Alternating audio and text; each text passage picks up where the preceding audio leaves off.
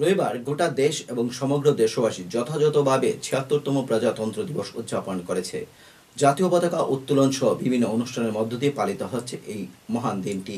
৭৬তম প্রজাতন্ত্র দিবস উদযাপন উপলক্ষে রবিবার সকালে সরকারি বাসভবনে জাতীয় পতাকা উত্তোলন করেন রাজ্যের মুখ্যমন্ত্রী প্রফেসর ডক্টর মানিক সাহা। এই অনুষ্ঠানে উপস্থিত ছিলেন মুখ্যমন্ত্রী, আপ্তসহায়ক সহ অন্যান্য প্রশাসনিক আধিকারিকগণ। অনুষ্ঠানে রাজ্য পুলিশের পক্ষ থেকে গার্ড অফ অনার প্রদান করা হয়। ৭৬তম সাধারণতন্ত্র দিবস উদযাপন উপলক্ষে রাজ্যবাসীকে হার্দিক অভিনন্দন ও শুভেচ্ছা জানান মুখ্যমন্ত্রী।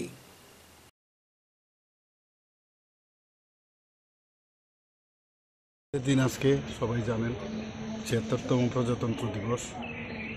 আমি এই প্রজাতন্ত্র দিবস উপলক্ষে সমস্ত রাজ্যবাসীকে আমি হার্দিক অভিনন্দন ও শুভেচ্ছা জানাচ্ছি। আমাদের দেশকে সামনের দিকে এগিয়ে নিয়ে যেতে হবে, সংবিধানকে মান্যতা দিয়ে আমাদের চলতে হবে এবং আমাদের সংবিধান সম্পর্কে বুঝতে হবে এবং যেভাবে আমাদের পূর্বজরা যেভাবে দেশকে সামনের দিকে প্রতিষ্ঠিত হওয়ার জন্য যে কাজগুলো করে গেছেন সেগুলোকে স্মরণ করে আমরা সামনের দিকে যাব। এই বার্তায় আমি সমস্ত ত্রিপুরাবাসী তথা সমস্ত ভারতবাসীকে আমি এই বার্তাই দিতে চাই।